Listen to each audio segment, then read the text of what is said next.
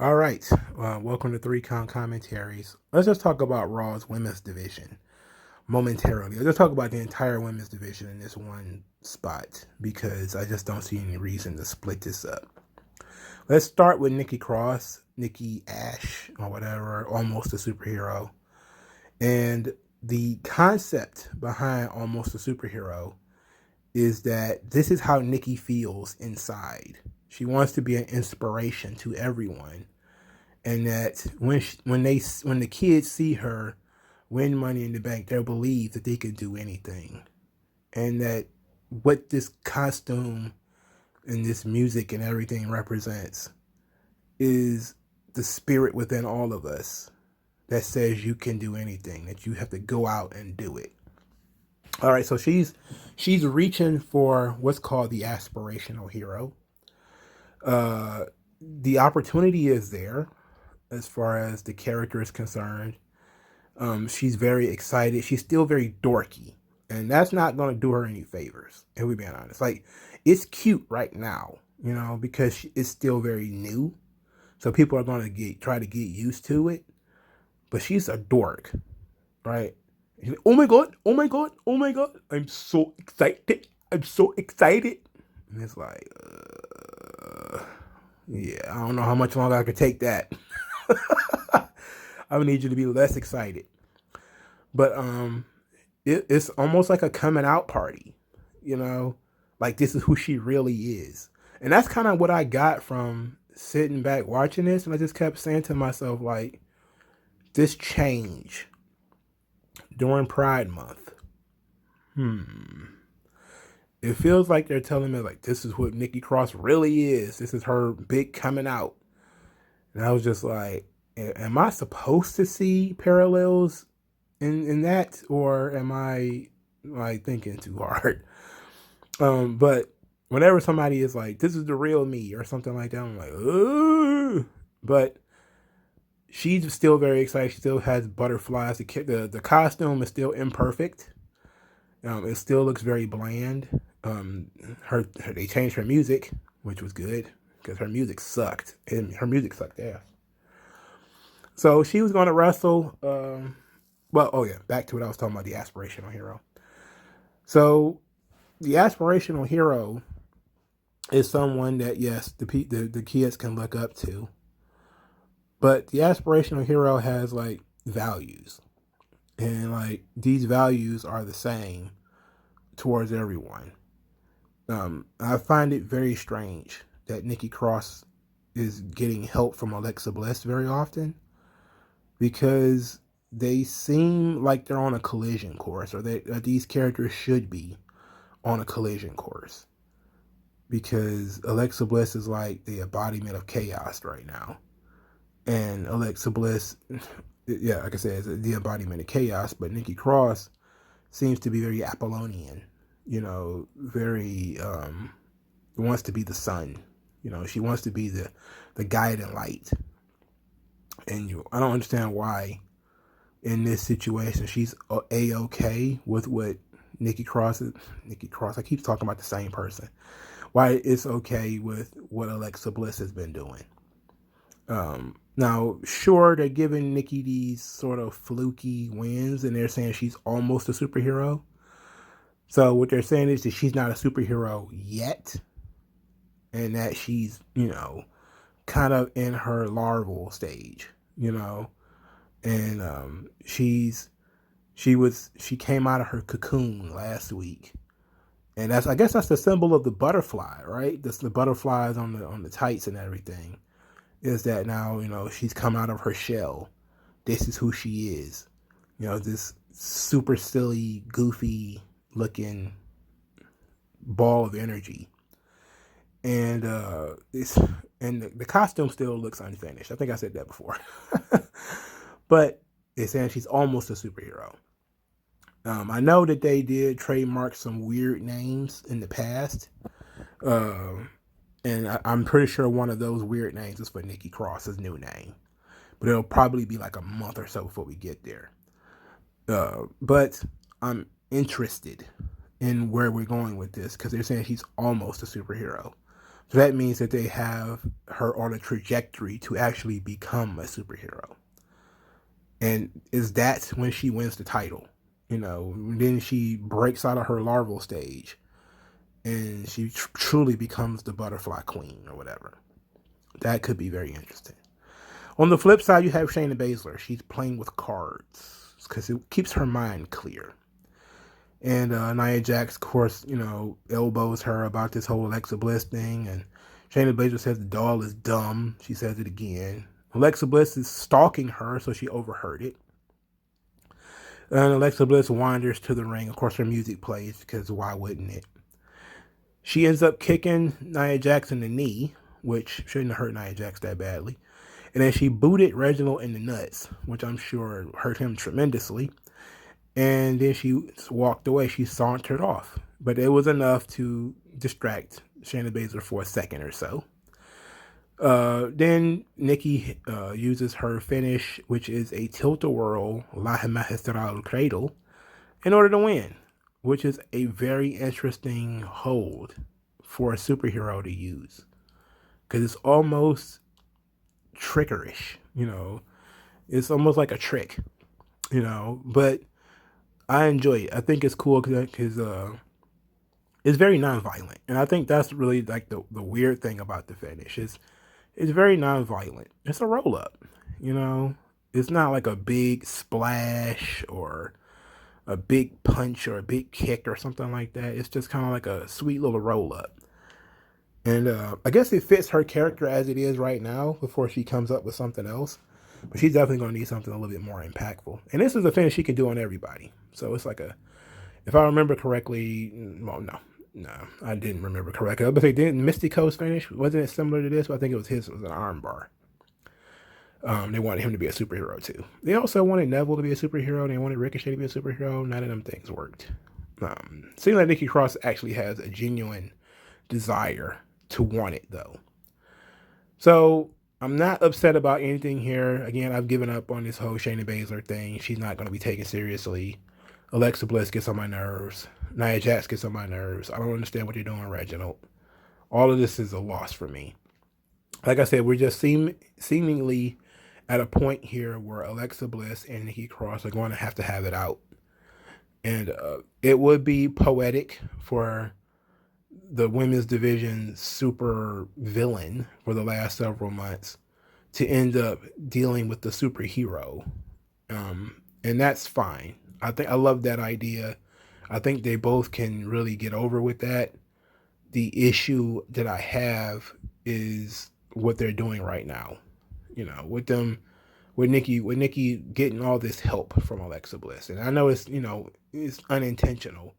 At least as far as Nikki is concerned, she's very naive and she's still very excited. She just, she's just happy to be there and happy to win.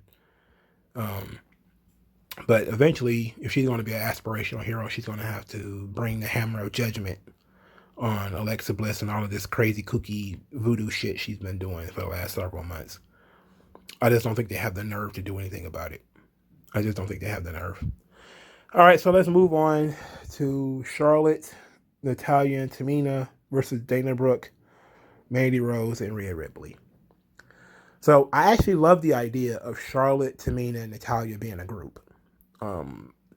I saw this and I was just like, instantly, I was like, this reminds me a lot of Randy Orton, Ted DiBiase, and Cody Rhodes, But it's a different dynamic, of course, because Tamina can be the heavy, Natalya is sort of the technical wizard, and Charlotte is sort of like the all-around, can do a little bit of everything type of person. They could work great as a unit. If they was to just go with this as a trio, that could be sweet. It could be a formidable group. And I really like the idea. And I think they should do it. When Charlotte says, like, we know what it's like to try to uphold legacies, have our family names, riding on our backs and stuff like that. And I was like, yeah, that's the bond. The Hearts, the Flairs, and the Snookers. Sure, let's go for it. Let's work with that. I know this is all seemed very incidental that they were all teamed up together, but I would like to see them to go more. I mean, it's helpful because then Charlotte could do all the talking, and Natalya and Tamina don't have to talk. And Natalya can go in there and be all business, and Tamina can too. But they'll have Charlotte's personality, and they could do something a little bit different with Charlotte, where she doesn't have to be in a title picture anymore, where she can actually just be the voice of two other people, even though I think they're both older than she is. But I love that idea of them being a trio. I think that's great. Rhea Ripley, I don't know what they're doing with her. I just have no idea. It's a heel program, and in both of these programs, it's very difficult to tell who the heels are and who the baby faces are. It's very difficult in both of these programs because one week Mandy Rose and Dana Brooke feel like they're the heels of the program. They're picking a fight with Natalya and Tamina on purpose. And this is, of course, the week after Natalya and Tamina picked the fight with them, and was running them down about, them only being on the roster due to sex appeal.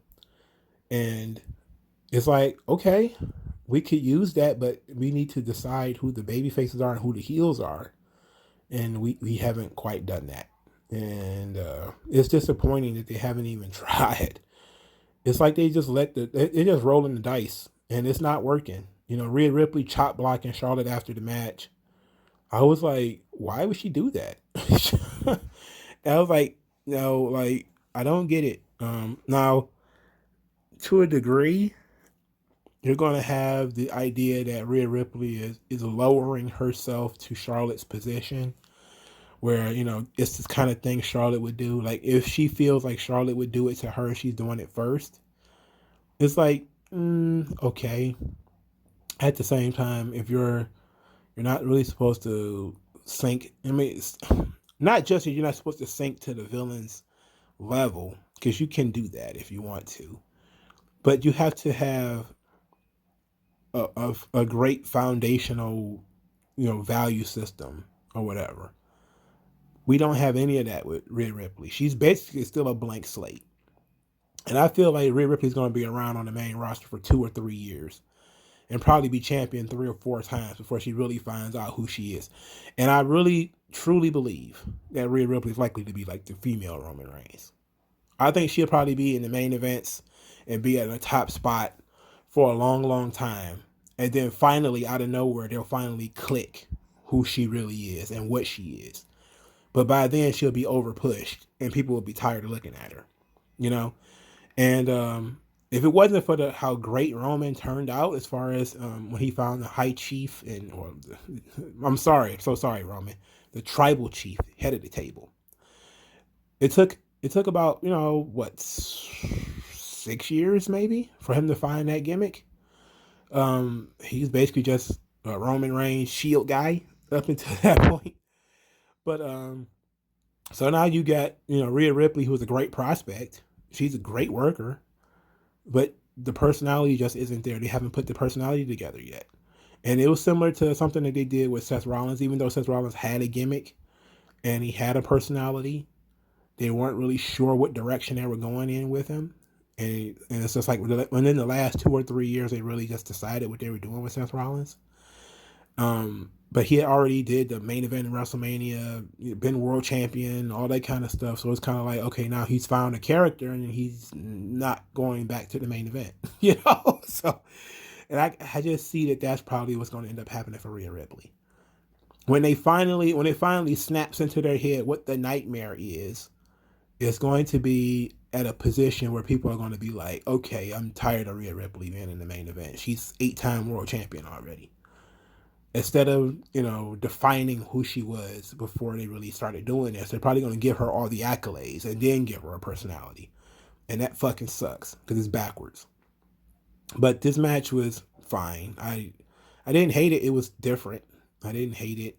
I didn't really pay that close attention to it either. It wasn't around long enough to make me mad. So it was fine. I just wish they would decide on what Rhea Ripley's personality and character is. And stop pussyfooting around with this bullshit where she's cheating and you know, attacking people after the match and doing all this kind of stuff. We need to stop it.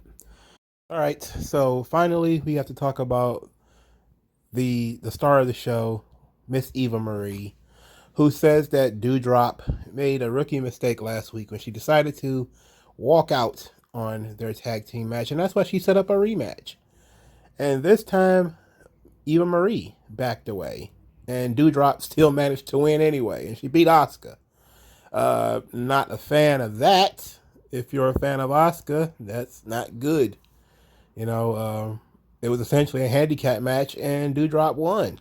So that's not, it ain't looking very good if you're an Asuka fan, because she's sliding down that totem pole. Slide, slide, slide. Anyway, Eva Marie announced herself as the winner. Her and Doudrop continue to have problems. They're really kind of just building up to the big splash of Piper Niven or Doudrop beating up Eva Marie. But they're probably going to wait until there's an audience so that she can get a big pop for it. But you can see how her facial expressions and everything are just kind of like crappy, and she's not really appreciating all the attention that Eva Marie is getting her. The fans apparently don't appreciate it either. They are low IQ morons. I don't care what that damn website said. They seem to think that Doudrop, aka Piper Niven, is like this big star when she's kind of like Tugboat with a uterus. I'm not so sure if they are as smart as that website tends to believe that they are. But they seem to be on a collision course, obviously. Eva Marie still taking credit for what other people do, which is good. Her trolling is continuous, which I love. And we'll have to see how it develops, but I see them trying to put off the big fight between them until there's a crowd. But the question is going to be, what in the world are you going to do with Tugboat once it's over? Like, once you separate her from Eva Marie, then what? You know, she's not going to have much of a personality. Excuse me. She's not going to have much of a personality. So what's it going to be? You know, unless they have something else, because it seemed like this was the idea. And due to negative reaction, they decided to fast track the breakup, which to me, I don't think does you any good. I think you had a lot of potential here with them as a tag team. You could have won the tag team titles in the future. And that could have lasted for about 4 months, 5 months or something like that. You could have done almost a year of them being partners. And then, you know, through that developed Piper Niven, a character and a personality and everything. So if they don't have anything planned, then I think everybody complaining that she should not be a part of whatever Eva Marie is doing, they're going to get a rude awakening. So, because you're very quickly going to find her in sliding down the card. But she could have been in the Otis position. Like, look at what Otis is doing now. This was a similar situation. You could have had her be the big heavy, the wrecking ball for somebody who's actually a heat magnet, you know, and people could be talking about her the same way they talk about Otis. Instead, who knows what she's going to be when she separates from Eva Marie. But I'm not all that invested in Doudrop, aka Piper Niven. Yeah, I saw her in the Independence. Yeah, she has good matches, but the good match fairy is not going to save your life. I'm sorry. You know, you get visits from the good match fairy, nobody cares. People care about personalities and how these people are presented. And, you know, she's going to be this big baby face. I'm telling you, she's going to be out there smiling, and it's going to be weird. It's going to be weird. But I'll let y'all deal with that. Thank you for listening. Like this video, share this video, subscribe to the channel. Donate via Subscribestar, $5 a month. It helps the channel, you know, and motivates me to continue to do stuff. And I'll talk to you guys later, man. Peace out. Old non-aggression. Once that lesson sets in, you'll see a session where you got an affection for no progression, regression.